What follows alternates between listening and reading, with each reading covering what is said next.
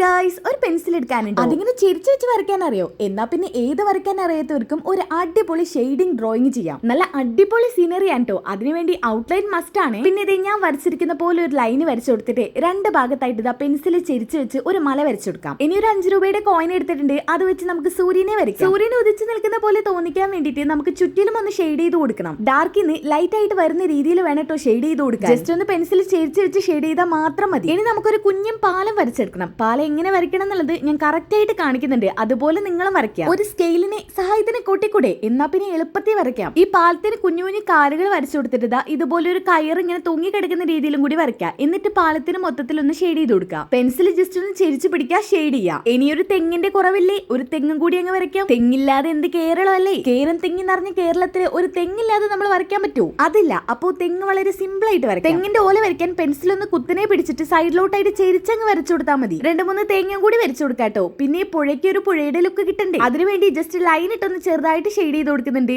പിന്നെ ഒരു തോണിക്കാരനെ കൂടി വരച്ചു കൊടുക്കുക. അപ്പൊ നമ്മുടെ സീനറി ഇങ്ങനെയുണ്ട്. ഇഷ്ടപ്പെട്ടോ? ഇഷ്ടപ്പെട്ടാൽ ലൈക്കും സബ്സ്ക്രൈബും കമന്റും മറക്കണ്ട.